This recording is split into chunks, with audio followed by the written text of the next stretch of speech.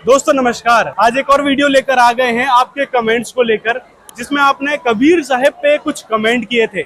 आपने कहा था कि कबीर साहब तो एक कवि हैं, उनको भगवान किसने बना दिया, और भी बहुत सारे कमेंट है जो आप लोगों ने किए थे। आइए आज हम उसका जवाब जानते हैं संत रामपाल जी महाराज जी के एक फॉलोवर से। नमस्कार सर। सच साहिब जी। क्या नाम है सर आपका, कहाँ से हैं आप? सर मेरा नाम गौरव है और मैं डिस्ट्रिक्ट झज्जर बहादुरगढ़ हरियाणा से हूँ।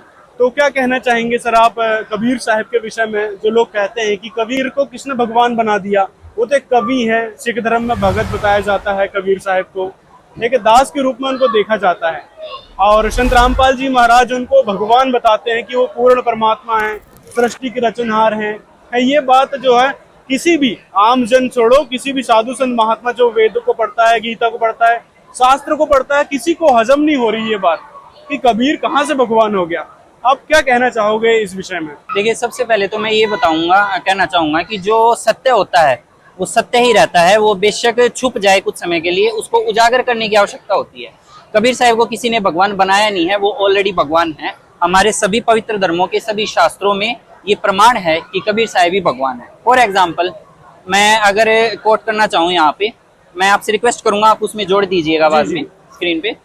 देखिए, अपना सबसे पहले तो मैं सनातन धर्म, हिंदू धर्म, यहाँ पे मैं वर्ड यूज नहीं करूंगा क्योंकि हिंदू धर्म बाद में शब्द दिया गया। सबसे पहले सनातन धर्म है। लेकिन लोग ये भी कहते हैं कि सनातन कोई धर्म नहीं है, वो एक समय है। बाकी के जितने भी धर्म है वो तो बाद में क्रिएट हुए हैं ना। जैसे पवित्र मुस्लिम धर्म है 1600 साल पहले हुआ लगभग, और सिख धर्म है वो भी अभी 600-700 साल पहले का है। इससे पहले तो कोई धर्म नहीं था। जिस समय गीता का ज्ञान दिया गया उस समय कोई धर्म नहीं था। ठीक है, तो हम उस समय को, गीता से भी पुराने हमारे पवित्र वेद हैं, वेदों का ज्ञान श्री ब्रह्मा जी को मिला था।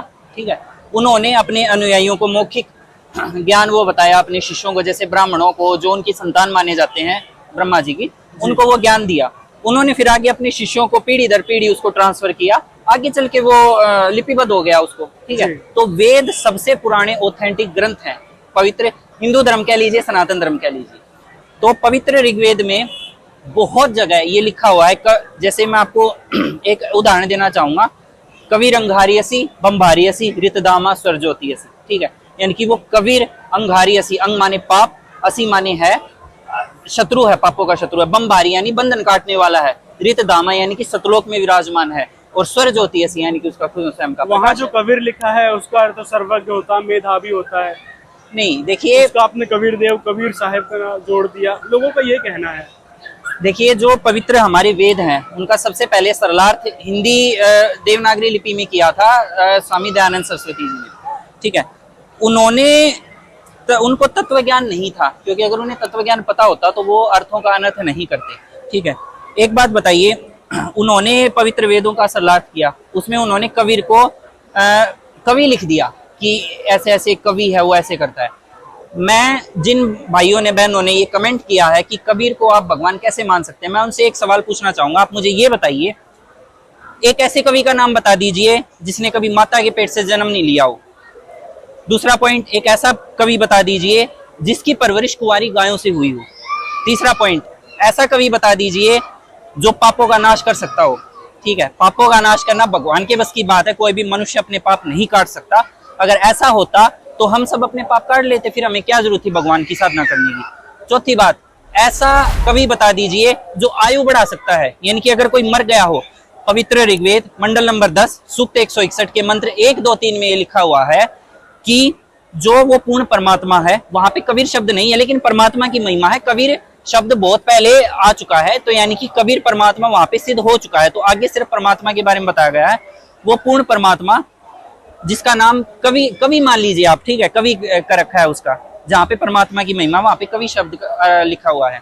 तो आप ये मान लीजिए, क्या कोई कवि उसमें ऋग्वेद में लिखा हुआ है कि वो पूर्ण परमात्मा, अगर किसी भगत की, उसके सच्चे भगत की आयु समाप्त हो चुकी है तो भी वो पूर्ण परमात्मा उसको 100 शरद ऋतुओं तक, एक शरद ऋतु साल में एक बार आती है यानी सर्दी की ऋतु, तो वो 100 शरद ऋतुओं तक उसकी आयु बढ़ा सकता है। ये बहुत बड़ी पावर है, ऐसा कोई नहीं कर सकता। जैसे अपने जो इंडिया है, इंडिया में जैसे मान लो तहसीलदार है, ठीक है, डीसी हो गया, डीएसपी हो गया, मंत्री हो गए, मुख्यमंत्री हो गए, राष्ट्रपति हो गए, जो कार्य राष्ट्रपति महोदय कर सकते हैं, माननीय राष्ट्रपति महोदय भारत के कर सकते हैं, वो कार्य एक तहसीलदार नहीं कर सकता। नहीं कर सकता। राष्ट्रपति महोदय के पास ये शक्ति है कि अगर किसी को कोर्ट ने मृत्युदंड तक दे रखा है ना किसी अपराधी को, तो वो उसको माफ कर सकते हैं अगर वो उचित समझे तो। ये बहुत बड़ी शक्ति होती है, तो वो काम और कोई देवता नहीं कर सकता। ये परमात्मा की महिमा का जिक्र है।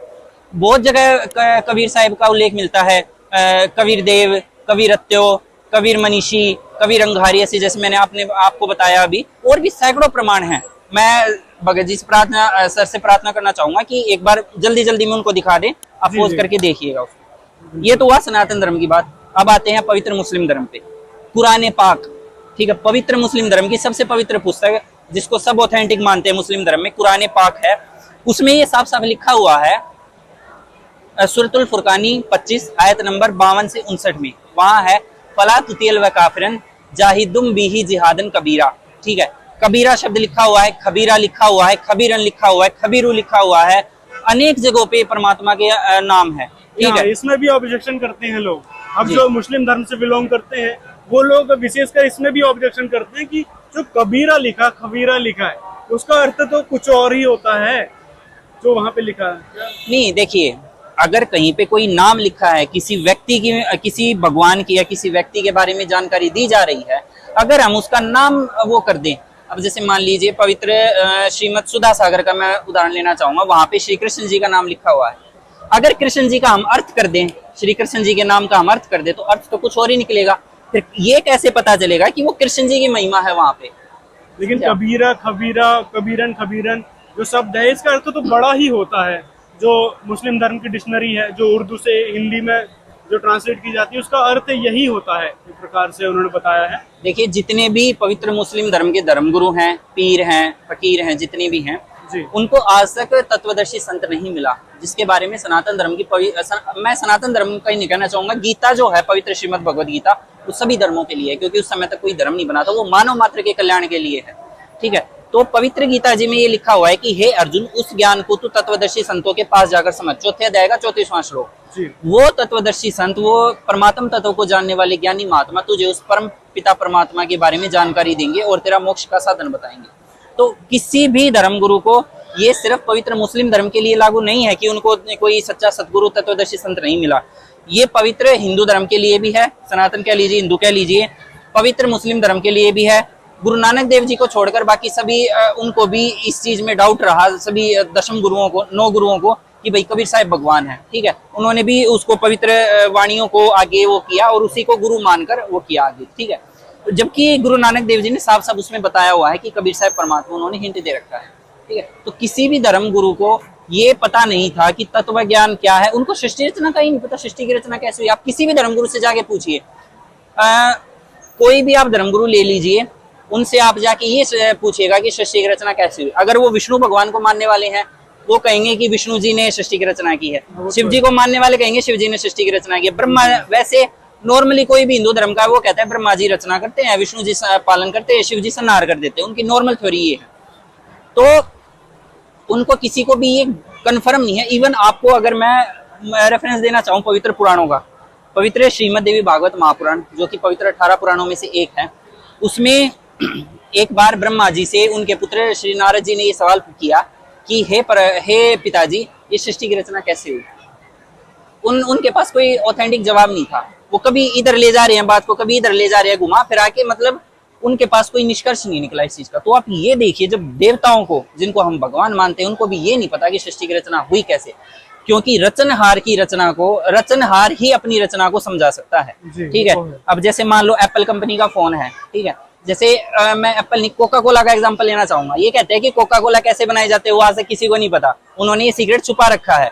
ठीक है, तो वो उन्हीं को पता है कि वो कोका कोला कैसे बनाई जाती है, और किसी को नहीं पता इस बारे में, तो वही बता सकते हैं इस चीज का। ठीक है, तो वो तत्वदर्शी संत ना मिलने के कारण उनको तत्व ज्ञान के बारे में कोई जानकारी नहीं हुई। सभी धर्मगुरुओं को, हिंदू धर्म के धर्मगुरुओं को, शंकराचार्यों को, आचार्यों को, कथावाचकों को, मुस्लिम धर्म के पीरों को और फकीरों को, सबको, ईसाई धर्म के मिशनरियों को, और जो गुरु नानक देव जी के पंथ में, सिख धर्म में जो चले आ रहे हैं, गुरु तो नहीं है लेकिन वैसे बताने वाले हैं, उनको भी नहीं पता उस चीज के बारे में। तो वो उनको कैसे इस चीज का आप सोच सकते हैं? लोग ये भी कहते हैं कि कबीर साहिब जी के समय में ये थ्योरी कंफर्म नहीं हुई थी कि वो भगवान है, जो अब आप लोग जो है इस बात को सिद्ध करने में लगे हैं कि कबीर भगवान है।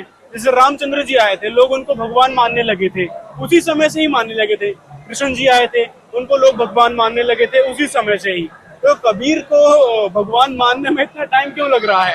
अब संत रामपाल जी बताने लग रहे हैं कि कबीर भगवान है, तो उस समय क्यों नहीं माना लोगों ने? फिर ये भी बात आ जाती है। देखिए, जो व्यक्ति ये कहते हैं कि श्री रामचंद्र जी को और श्री कृष्ण जी को उसी समय से भगवान मानने लगे थे, ये बिल्कुल गलत बात है। कैसे? श्री रामचंद्र जी को वनवास हुआ, ठीक है, उनकी माँ ने दशरथ जी से कैकेयी ने वरदान वो मतलब वचन ले रखा था कि मैं कोई कुछ भी मांगूंगी आपको देना पड़ेगा। अगर वो भगवान उनको पता चल जाता, घर की घर में क्या किसी को पता नहीं होगा हमारे घर में क्या चीज रखी है, बताओ? तो उनकी माता को ये पता होता है कि ये भगवान है, तो वो तो उसको सीने से उसके चरणों को पूजती, पलकों पे बिठा के रखती उनको, ठीक है। तो ये किसी और कृष्ण जी थे, उनके साथ देखो कंस था, कंस को अगर ये पता चल जाता ये भगवान है तो उसके चरणों में गिर जाता, अपनी माफी मांगता, सब कुछ करता। इतने राक्षस आए उनको मारने के लिए, ठीक है। इवन श्री कृष्ण जी ने अपना विराट रूप कौरवों की सभा में दिखा दिया था, फिर भी दुर्योधन मूर्ख बुद्धि ने उसको भगवान नहीं माना श्री कृष्ण जी को। वो ये सोचता रहा कि ये तो ये जादूगर है, ऐसे ही इसने कुछ दिखा दिया। तो ये बात बिल्कुल गलत है। दूसरी बात मैं आपको कहना चाहूंगा कि कबीर साहिब जी को भगवान अब बताया जा रहा है। देखो, उस समय जो जितने भी हमारे धर्मगुरु थे, पवित्र हिंदू धर्म के कह लीजिए, पवित्र मुस्लिम धर्म, जो हिंदू धर्म में ज्यादा था ये, उनको शास्त्र पढ़ने की इजाजत नहीं थी एक आम आदमी को। 4 वर्ण बटे हुए हैं, ब्राह्मण, क्षत्रिय, वैश्य और शूद्र। ब्राह्मणों के सिवा किसी को भी शास्त्र पढ़ने का अधिकार नहीं था जी। और संस्कृत भाषा पढ़ना एक आम आदमी के लिए बहुत कठिन बात थी, क्योंकि काशी विद्यापीठ में या और जितने भी संस्कृत संस्थान है वहां पे एडमिशन मिलना, वहां पे दाखिला मिलना बहुत बड़ी बात होती है, ठीक है। तो आम आदमी उस समय संस्कृत का ज्ञान नहीं ले पाया।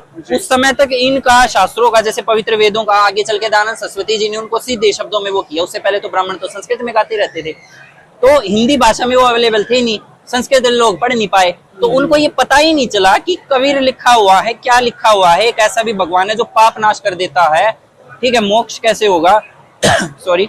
तो उनको ये पता ही नहीं चला इस बारे में, ठीक है। तो हमारे धर्मगुरुओं ने हमें ये बता दिया कि श्री विष्णु जी, ठीक है, वही अखिल ब्रह्मांड के रचयिता है, वही सबसे बड़े भगवान है। किसी ने शिव जी को भगवान बता दिया, ठीक, किसी ने कृष्ण जी को भगवान बता दिया, उन्हीं को पूजवाते रहे। अब जैसे इस चीज का मैं एक हल्का सा उदाहरण देना चाहूंगा यहाँ पे।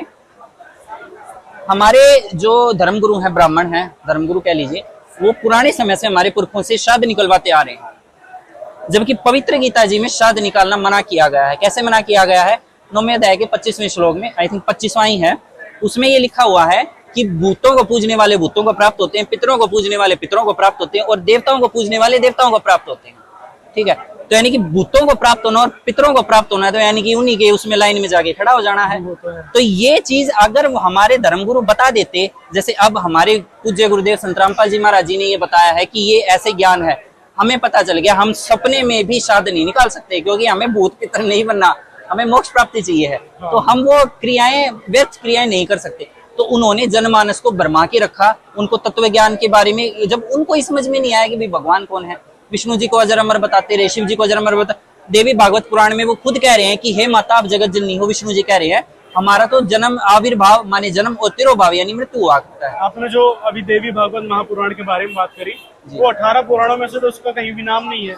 नहीं, बिल्कुल पुराण है। आप पवित्र 18 पुराणों का आप अगर लिस्ट निकालेंगे, देवी भागवत महापुराण, श्रीमद देवी भागवत महापुराण, देवी दुर्गा जी का पुराण कहा जाता है उसको। हाँ, उसमें लेकिन 18 पुराणों में कमेंट भी आया था हमारे पास कि 18 पुराणों में, और एक है एक नकली गुरु, वो भी कहता था। ये सच्चाई छुपाने का एक तरीका है जो कि नकली धर्मगुरुओं ने अपना रखा है, क्योंकि उनको ये पता ही नहीं, उनको ये डर है कि अगर इनको ये पता चल गया कि ब्रह्मा विष्णु महेश ये हैं, ऐसे ऐसे इनके जन्म मृत्यु, और ये थ्योरी अब जाके कुछ सालों से ये हुई है, ठीक है, कि वो उप पुराण है, नहीं तो पवित्र पुराणों में 18 पुराणों में बहुत माननीय माना जाता है श्रीमद देवी भागवत महापुराण। हाँ जी, तो उसमें चलो पुराण ही मान लेते हैं हम पुराण में, लेकिन सच्चाई जो लिखी है कम से कम यही मान लेते हैं। नहीं, पुराणों में 100% सच्चाई नहीं है, मैं आपको बताना चाहूंगा। जैसे पुराणों में ब्रह्मा जी श्री विष्णु जी को भगवान बता रहे हैं, कहीं पे शिव जी को भगवान बता रहे हैं, वो खुद कंफ्यूज है, क्योंकि उनको खुद नहीं पता सृष्टि रचना कैसी हुई, और वो खुद इस चीज के बारे में नहीं जानते, तो वो खुद कंफ्यूज हैं। तो यानी कि आधा अधूरा ज्ञान है। कुछ चीजें जो वो खुद स्वीकार कर रहे हैं, जैसे उन्होंने स्वीकार किया कि हमारा जन्म मृत्यु होता है, हम नित्य नहीं है, ठीक है, और हम आपके अंडर में काम करते हैं, देवी दुर्गा के अंडर में वो काम करते हैं, उन्हीं से उनको शक्ति मिलती है। तो ये जब उन्होंने खुद स्वीकार किया है, बाकी जो उनकी थ्योरी है अगर वो पवित्र वेदों से और पवित्र श्रीमद भगवद गीता से मिलती है तो वो ऑथेंटिक है, अदरवाइज हम उसको स्वीकार नहीं कर सकते, क्योंकि पुराण श्रीमद भगवद गीता के बाद लिखे गए हैं। ठीक है, पुराणों में ऋषियों का भी ज्ञान है। अब जैसे बहुत से लोग कहते हैं कि जो उपनिषद हैं, उपनिषदों के उस पे वो कर रखा है। अब जैसे इस्कॉन है, इस्कॉन संस्था है, आपने सुना हो, बहुत प्रसिद्ध है। वो दूसरे देशों में, उनको विदेशों में बहुत ज्यादा प्रचार है, हमने देखा। तो वो श्री कृष्ण जी को भगवान मानते हैं। वो क्या जाप करते हैं? ओम नमो भगवते वासुदेवाय।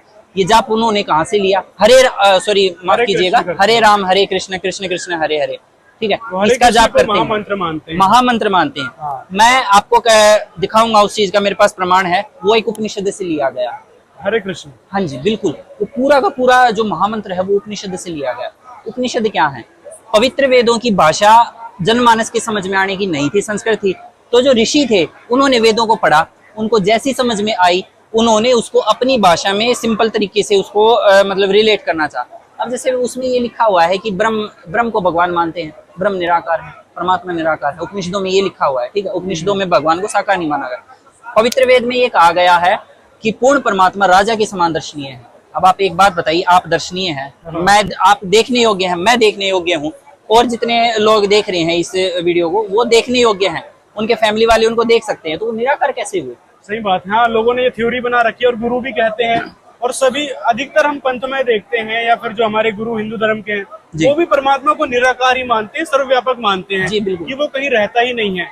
यहाँ तक कि वो वेदों का, गीता का भी, ये शास्त्रों का हवाला देते हैं कि भाई परमात्मा तो निराकार है। का सिर्फ हवाला देते हैं, उन्होंने कभी खोल के नहीं दिखाया। हाँ, वो तो है। हमारे पूज्य गुरुदेव संत रामपाल जी महाराज जी एक एक शास्त्र खोल के दिखाते हैं कि ये किताब है, इसका ये नाम है, ये पब्लिकेशन है, ये इसका अनुवाद करता है, ये अध्याय है, ये मंत्र है, ये श्लोक है, इसमें ये लिखा हुआ है।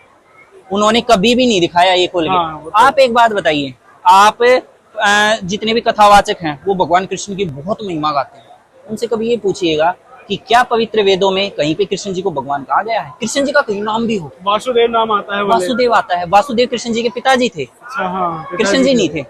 कृष्ण जी को वैसे वासुदेव कहा जाता है। वासुदेव का अर्थ होता है सारी सृष्टि को पालन पोषण करने वाला, वो परमात्मा की महिमा है। ठीक है, अब जैसे विष्णु नाम है, ठीक है, वेदों में एक दो जगह विष्णु नाम आया है, लेकिन वहां पे विष्णु जी की महिमा नहीं है।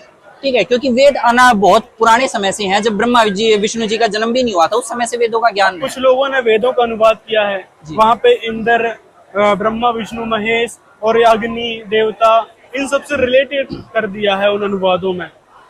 देखिए, ये जो जितने भी आपने शब्द बताए ना, ये नाम कहीं से लिए गए। जितनी भी ये शब्द आपने बताए, इंद्र, ब्रह्मा, विष्णु, शंकर, शिव, गणेश, ये सारे पूर्ण परमात्मा के नाम हैं, उसकी महिमा के बोधक हैं। ब्रह्मा का अर्थ क्या होता है? ब्रह्मा का अर्थ है सर्व सृष्टि का उत्पत्ति करता। ठीक है, ब्रह्मा, विष्णु, महेश की जो माता जी हैं देवी दुर्गा जी, वो भी मैं आपको प्रमाण दिखा दूंगा, आप उसमें डाल दीजिएगा। उन्होंने, ये शिव पुराण में कथा है कि ब्रह्मा, जो देवी दुर्गा थी, वो और उनके पति ब्रह्म ने पति पत्नी क्रिया की, उससे एक पुत्र उत्पन्न हुआ, उसका नाम विष्णु रखा। ठीक है, तो बहुत बड़ी बात। हाँ जी, बिल्कुल। शिव पुराण को तो ये नहीं मानेंगे ना कि भाई वो पुराण है। शिव पुराण तो सभी मानते हैं, सभी मानते हैं। हाँ, शिव पुराण तो सभी के लिए ऑथेंटिक है। तो उसमें ये लिखा हुआ है कि भाई उनके उससे एक बालक का जन्म हुआ, उसका नाम विष्णु रखा गया। ठीक है, तो ये नाम कहीं से लिए गए हैं। विष्णु का अर्थ होता है सबका पालन पोषण करने वाला, शंकर का अर्थ होता है सभी बुराइयों का नाश करने वाला। ठीक है, और भी अनेकों महिमाएं हैं, पुरुष है और अग्नि है, जितने भी, अगर आप सत्यार्थ प्रकाश पढ़ेंगे ना, जैसे स्वामी दयानंद जी ने उनका अर्थ करते हुए वो चीजें लिखी हुई हैं कि ये परमात्मा के ऐसे ऐसे, वो मतलब ये इनका वो है, तो वो एक बार वेदों का अर्थ करने वाले दयानंद सरस्वती जी द्वारा लिखित सत्यार्थ प्रकाश पढ़िएगा। ठीक है, मैं उसके भी आपको प्रमाण दिखाऊंगा। उसमें हर एक शब्द का अर्थ बताया है उन्होंने कि किस कारण से परमात्मा को पुरुष कहा जाता है, किस कारण से ब्रह्मा, विष्णु, शिव, गणेश किस लिए कहा जाता है। बहुत सारे नाम है उसमें। ठीक है, तो ये नाम है। ठीक है, और पूर्ण परमात्मा की महिमा है, वहां से आगे इन देवताओं के नाम चले।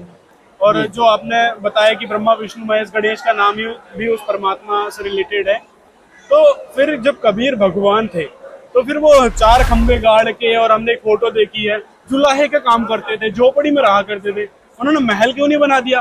अब कृष्ण भगवान आए थे, उन्होंने देखो सुदामा का कितना बड़ा महल बना दिया था, वो खुद कितने बड़े महल में रहा करते थे। मतलब उन्होंने कई प्रकार की लीलाएं एक प्रकार से करी थी। तो फिर कबीर साहब ने अपनी झोपड़ी को छोड़ के एक महल क्यों नहीं बना लिया यदि वो इतने सर्वश्रेष्ठ थे, भगवान थे, आप बता रहे हो? देखिए, जो पूर्ण परमात्मा है ना, उसकी महिमा अनंत है। वो महिमा का भूखा नहीं है, ठीक है, कि भाई मैं ये काम कर दूं तो मेरे को महिमा मिलेगी, ये मिलेगी, वो मिलेगी। जितने भी आज तक घटनाएं हुई हैं उनमें पूर्ण परमात्मा की शक्ति ही विराजमान रही है। पवित्र गीता में ये लिखा हुआ है कि जो पूर्ण परमात्मा है वो सभी लोक लोकांतरों में प्रवेश करके और सबका धारण पोषण करता है। वेदों में भी है कि पूर्ण परमात्मा सभी लोकों में मतलब शब्दायमान हो रहा है, वहां पे उसकी शक्ति कार्य कर रही है, ठीक है, दोनों में प्रमाण है इसे। तो जो पूर्ण परमात्मा की शक्ति है उसी से सारे काम होते हैं। जैसे एक होता है पावर हाउस, ठीक है, पावर हाउस से आगे खंबे लगा के और बिजलियां जाती हैं। अब हम कनेक्शन लेते हैं मीटर से, हमें तो मीटर दिखाई देगा, हमें पावर हाउस में इतने बड़े बड़े वो लगे हुए थोड़ी ना दिख रहे हैं। हम तो ये माने अभी मीटर में से लाइट आ रही है, ज्यादा भाई खंबे में से आ रही है, बस इतना पता है हमें। तो हम वहां पे जाके वो तो नहीं देख रहे ना भी पावर हाउस कितना बड़ा है, उसमें कितनी भारी वोल्टेज की तारें लगी हुई हैं, ये सब हमें पता ही नहीं। तो शक्ति जहां से आ रही है वही सबका रचयिता है, उसी के पास वो है। और रही बात मतलब झोपड़ी छोड़ के महल बनाने की, देखो कबीर साहिब जी ये दर्शाना चाहते थे कि उस टाइम पे क्या मतलब एक गलत धारणा बनी हुई थी कि जो जैसे आज भी ये काफी पंथों में ये गलत धारणाएं हैं कि स्त्रियां मोक्ष नहीं करवा सकती। जैसे जैन धर्म में है श्वेतांबर दिगंबर एक वो है, ठीक है, उसमें जो दिगंबर हैं वो साधु नंगे रहते हैं, कपड़े धारण नहीं करते, तो वो स्त्रियों को मना करते हैं कि भाई स्त्रियां इस धर्म में मोक्ष के हकदार नहीं, वो नग्न नहीं रह सकती। तो एक बात बताइए, क्या स्त्रियों को मतलब मोक्ष का अधिकार नहीं है? सबसे ज्यादा तो वो बेचारी काम करती हैं सुबह से लेकर शाम तक, ठीक है। पुरुष क्या करता है? कमा के लाता है बस, ठीक है। पुरुष और स्त्री दोनों के मिलन से संसार चल रहा है, अगर एक का भी डिसबैलेंस हो जाए तो संसार नहीं चलेगा। तो ये गलत धारणा, और भी ऐसी धारणाएं थी कि नीची जाति के जो हैं वो वेद नहीं पढ़ सकते, ठीक है, वेद नहीं पढ़ सकते, गीता नहीं पढ़ सकते, धर्म ग्रंथ नहीं पढ़ सकते, और वो भक्ति करने के लायक नहीं है। ब्राह्मणों को था, उच्ची जाति के ही लोग भक्ति कर सकते हैं, ठीक है।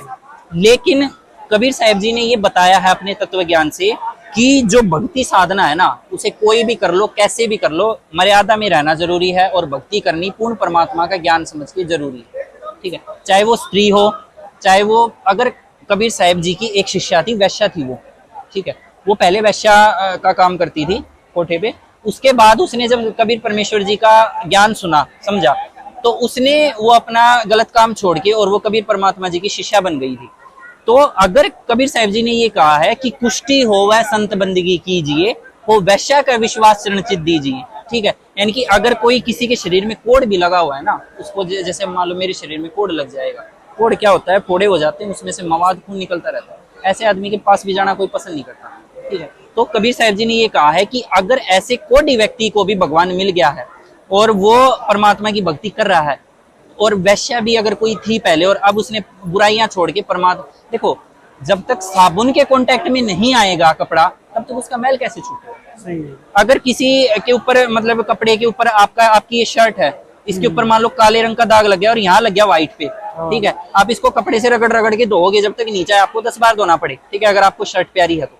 पूर्ण परमात्मा को सभी आत्माएं प्यारी हैं, वो चाहे उसको 1000 साल तक समझाना पड़े। कबीर साहिब जी कहते हैं कि जो जन मेरी शरण है ताका हूं मैं दास, गैल गैल ला गया रहूं जब तक धरती आकाश। लेकिन वो भी है ना कि भाई कबीर साहब चलो सेठ बन के भी तो लोगों को समझा सकते थे, चलो महल खड़ा कर लेते, तो वहां पे आते, लोगों का सत्कार करते, उनको सुनाते, तो लोग 4 लोग बैठ के सुनते जरूर कि भाई कोई सेठ आदमी बोल रहा है कि उनकी बात सुननी चाहिए, ऐसा भी कर सकते थे। मैं बताता हूँ, हमारे पूज्य गुरुदेव जी ने बताया है कि कबीर परमात्मा जी एक समय में अनेकों जगह प्रकट होकर सत्संग किया करते थे, ठीक है, क्योंकि परमात्मा के पास असंख्य सिद्धियां हैं, उसको किसी चीज की कमी नहीं है, ठीक है, परमात्मा के पास सब कुछ है, वो जो चाहे वो कर सकता है।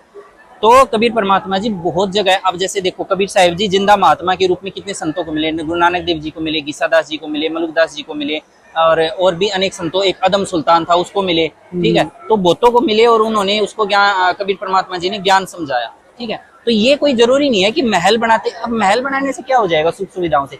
एक बात सोचिए, आज के टाइम में जो अमीर व्यक्ति है ना, अगर आप उसको ये कहेंगे ना भाई भक्ति कर ले, सीधा जवाब उसका उसकी लोकल भाषा में ये होगा, जा न तू यार, ये भक्ति में क्या रखा है, अभी तो मौज मस्ती के दिन है। बताइए, मैं एक उदाहरण देना चाहूंगा, मेरा एक दोस्त है, वो उसकी थोड़ी सी शारीरिक उसके पिछले पापों के कारण मानता हूं मैं तो, भाई उसने कुछ पाप ऐसे किए होंगे, उसकी यहाँ से मतलब इतने इतने पैर हैं उसके, जांघों से नीचे उसके पैर नहीं है, कटे हुए हैं, वो जन्म से ही ऐसा पैदा हो। आप अगर उसके बारे में जानना चाहे तो एक निक वुजिसिक करके एक मतलब बहुत अच्छे मोटिवेशनल स्पीकर हैं, आप सर्च कीजिएगा निक वुजिसिक, ठीक है। उनके जैसी कंडीशन है उसकी। उसको मैंने बहुत बार ये समझाया, भाई भक्ति कर ले, अभी तेरा ऐसा जन्म है, अगले जन्म में क्या पता गधा कुत्ता स्वर क्या बनना पड़ जाए, क्योंकि मनुष्य जन्म एक बार मिलता है, उसके बाद ग्रंथों में लिखा हुआ है, सबको पता है कि कुछ ना कुछ 84 लाख योनियों में जाना पड़ेगा। वो ऐसी कंडीशन में होके भी नहीं मान रहा। तो ये देखो, तो जो अमीर आदमी है जिसके पास कोठी बंगला गाड़ी, उसके पीछे 10-10 नौकर घूम रहे हैं, वो कैसे ज्ञान को मान सकता है? उसको तो ये दिख रहा है अभी मौज हो रही है, बस चलने दे ऐसे ही, वो ज्ञान को नहीं समझ सकता, ठीक है। अब जितने भी ये बड़े बड़े धर्म गुरु हैं, कथावाचक हैं, ये देखो जो आजकल बहुत फेमस चल रहे हैं पुकी बाबा के नाम से,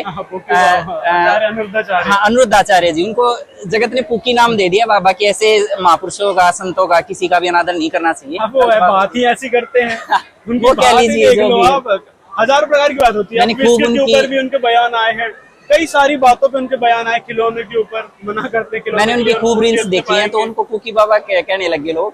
आप ये देख लो, वो एक रील थी उनकी, उसमें वो प्रवचन कर रहे थे कि ये समूह माया है, क्या इसमें धन के उसमें चक्कर में पड़ोगे। वो वोल्वो की गाड़ी में चलते हुए दिखाई दे रहे हैं, 1 करोड़ करोड़ों की गाड़ी है वो, ये देखिए। तो एक बात बताइए ना, उनके पास कोई सच्चा ज्ञान है? उन्होंने ग्रंथ नहीं पढ़े, वो शिव जी विष्णु जी इनकी महिमा गा रहे हैं, ठीक है। उनको ये तक नहीं पता, ये देखो करोड़ों में उनके फॉलोवर्स हैं, करोड़ों में फॉलोवर्स हैं, उनको ये तक नहीं पता सूरज अरुणाचल से उदय होता है या जापान से कहाँ से होता है। ये बताओ। उनसे एक बच्चे ने सवाल पूछा कि आचार्य जी सूरज कहाँ से उदय होता है?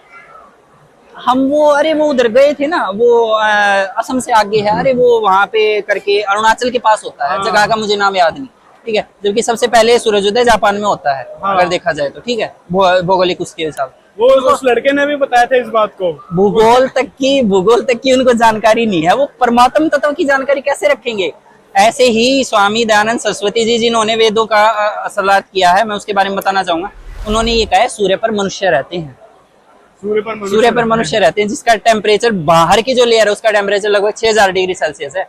यहाँ पे हम 50 डिग्री सेल्सियस में बाहर नहीं निकलना चाहते, एसी में पड़े रहते हैं। 6000 डिग्री सेल्सियस पे कोई बंदा कैसे रह सकता है? कौन सा नशा करके और ये बातें बोल रहे हैं। सस्ता नशा कर रखा था स्वामी जी ने।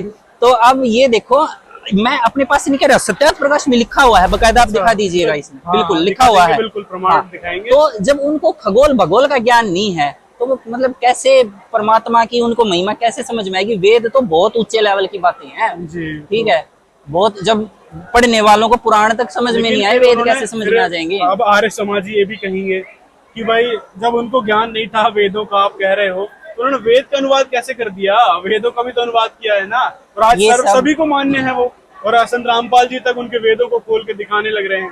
संत रामपाल जी महाराज, सबसे पहले तो मैं ये बताना चाहूंगा, उन्होंने वेदों का अनुवाद चाहे किसी भी औचित्य से किया हो, ठीक है, चाहे आप मान बढ़ाई समझ लीजिए, चाहे अपनी महिमा बढ़ाने के लिए किसी भी औचित्य से किया हो, हमें उससे कोई मतलब नहीं है, ठीक है। जो है उन्होंने वेद रच दिए। हमारे पूज्य गुरुदेव संत रामपाल जी महाराज उनको इसलिए दिखाते हैं क्योंकि जनता उन्हीं के सरलार्थों को पढ़ती आई अब तक, ठीक है। 150-200 सालों से उन्हीं को पढ़ रहे हैं। अब लोग ये भी कहते हैं कि तुम्हारे गुरु जी ने संस्कृत नाम थी, बता वेदा का सरलार्थ कर दिया। हरियाणा के लोग कहते हैं, खूब कहते हैं। अब एक बात बताओ, हमारे गुरु जी कहते हैं मैंने सरलार्थ नहीं किया, मैंने तो वेद खोल के दिखाए हैं। दयानंद जी ने सरलार्थ कर रखा है कि भाई पूर्ण परमात्मा पाप नाश कर सकता है। दयानंद जी ने लिखा है कि पूर्ण परमात्मा पाप नहीं काट सकता, वो निराकार है। वेदों में लिखा है परमात्मा साकार है, वो मृत्यु को भी टाल सकता है, 100 वर्ष की आयु प्रदान कर सकता है, बड़े से बड़ा पाप काट सकता है। तो आप जब उनकी थ्योरी, खुद की थ्योरी वेदों से मैच नहीं हो रही, तो बस आगे ज्यादा कुछ कहने की जरूरत है नहीं मेरे हिसाब से। बिल्कुल सही है। इस वीडियो को दोस्तों ज्यादा से ज्यादा अपने भाई बहनों तक शेयर करें और कमेंट में अपनी राय भी जरूर बताएं। मिलते हैं अगले वीडियो में।